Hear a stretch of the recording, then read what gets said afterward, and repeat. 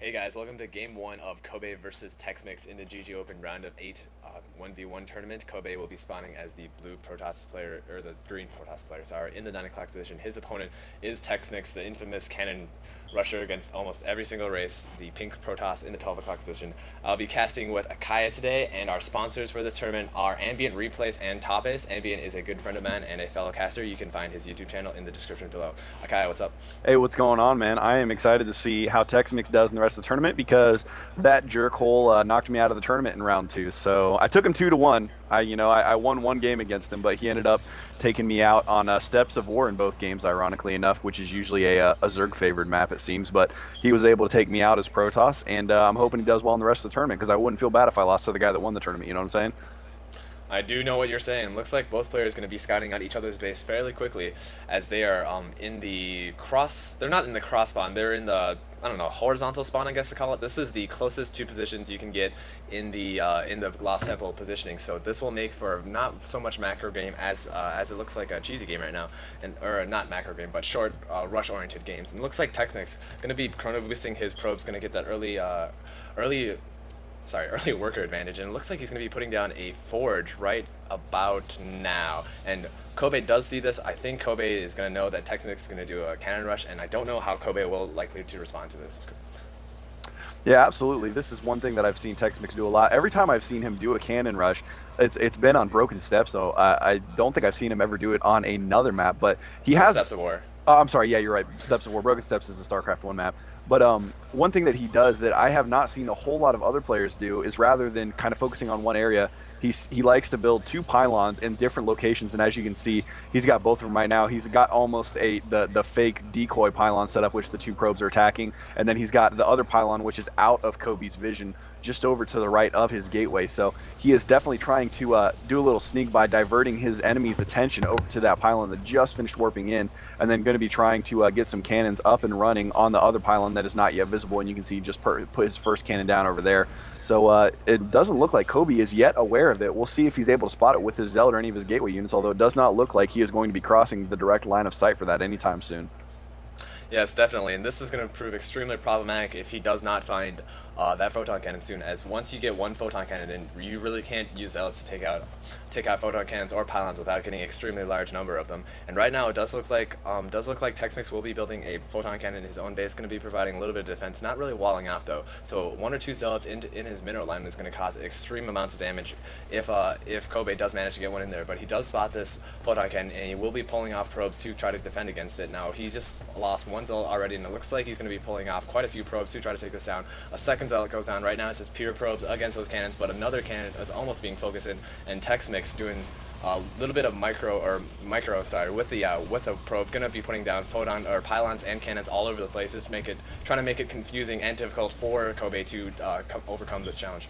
Yeah, absolutely. Kobe frantically scrambling, trying to get all of his probes in addition to the one or two zealots that he has at a time on these cannons, and it looks like so far he has been successful. There are still some pylons in his base and one last cannon that Texmix was forced to cancel. But for the time being, it looks like Kobe may have successfully held off this cannon rush, which I must say is pretty impressive because, as you mentioned, once that first cannon's in there, especially this early in the game, it's really difficult to hold off. And you see he did lose a lot of mining time. He is significantly behind on the income right now, and he is actually 9 harvesters behind Texmix as well. So definitely taking a hit in his economy from holding this off, but on the upside, he did manage to hold it off. So, and for the time being, he does have the advantage on the mobility. He has 2 gateways, and he's producing units out of both of those, whereas Texmix is just now getting up his first gateway. So he is pretty much playing from a stationary standpoint. He is going to have to take a defensive posture until he's able to actually get his tech tree up and running.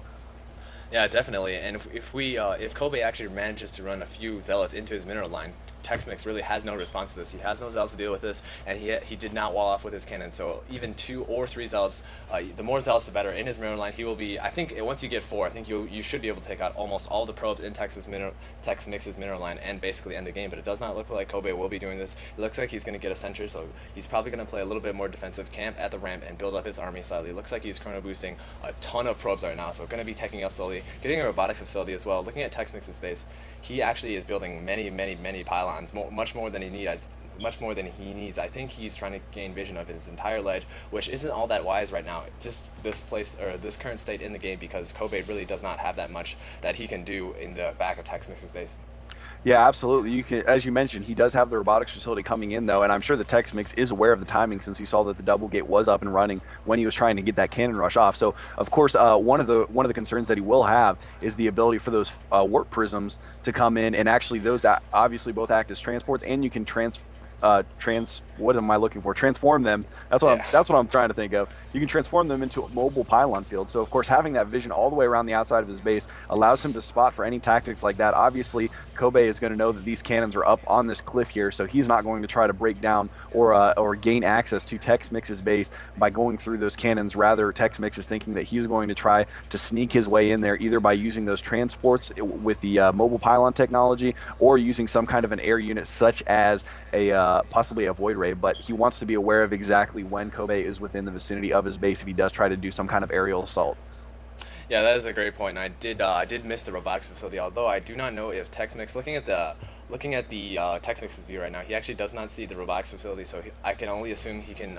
It would be one of three things: either the robotics, 2 more gateways, or a Stargate. So I think Texmix is trying to play it safe right now because he knows if he does come in with 1 or 2 void rays, Texmix will have a bunch of trouble dealing with them, as he is only producing off 2 gates right now. Still doesn't have warp gate tech. Very close though. And looking at the harvester count, Texmix is extremely ahead, although he has a little bit too many probes at his minerals right now. I think it's 28 probes on his minerals. You definitely do not need 28. 24 is the absolute maximum you can use, and there is exponential decay on the income once you start getting more than 20, I believe. Yeah, absolutely. Once you, like you said, once you reach that threshold, you really don't gain anything after that. So adding more probes, other than possibly just having those extra probes laying around for when you do go to expand, that way you can transfer more probes immediately. But there's really no other possible gain from it. But going back to the robotics facility, it looks like both players actually got out an observer. Unfortunately, Texmix's observer was spotted by Kobe's observer right as it was getting to his base. So Texmix is still flying blind at this point. He has no idea what all tech options Kobe has at his disposal right now. Obviously, he knows he has a robotics facility at this point because Kobe did have an observer, but he's not aware if he's got a Stargate, how many gateways he has, or anything like that. So Texmix, for all intents and purposes, is flying blind right now, whereas Kobe was able to get his observer into the base of Texmix, and you can see it's still moving around there, getting a view of absolutely everything that Texmix has. And he did see the robotics bay and the upgraded thermal lance, which is being researched right now for the Colossi, which he has his first Colossi building out of his robotics facility right now. And like I said, Kobe is going to be 100% aware of all of that because his observer was able to just basically unchecked waltz all the way around Texmix's base and just completely check out every tech option he has at his disposal.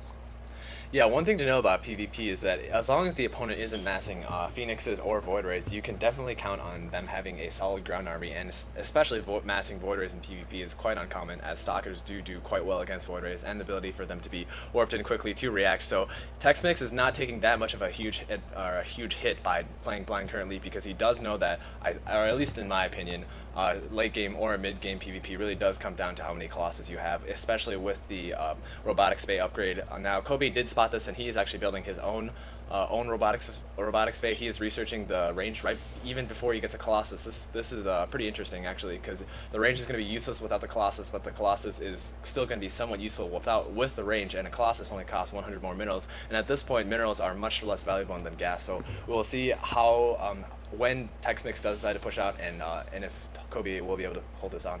Yeah, and it looks like Texmix actually may be positioning himself to put some pressure on the front of Kobe's base. Although, actually, I'm sorry, it looks like, no, he is moving back. He's dancing around a little bit there, but he may be moving up in here. And with this second Colossus, he is definitely going to try to put some pressure on, and Kobe canceling his expansion because he realizes that he is not going to be able to defend against this massive Protoss force. Unfortunately, it looks like losing that cannon before he was able to cancel it, so 150 minerals down the drain there, but quickly trying to get up some more forces. It looks right now like there are a ton of Zealots for Texmix, which is actually going to be very potent against the army that Kobe has available to him, although he really needs to use the force field from Sentry and split this force in half. He did get a decent split on it, but those Colossi still doing a ton of damage to the ground forces of Kobe, and it looks like those Zealots are whittling away at all of those ranged units from Kobe right now, and there's only one Colossi for Kobe, which is taking a beating from the other 2 Colossi that Texmix has on the map.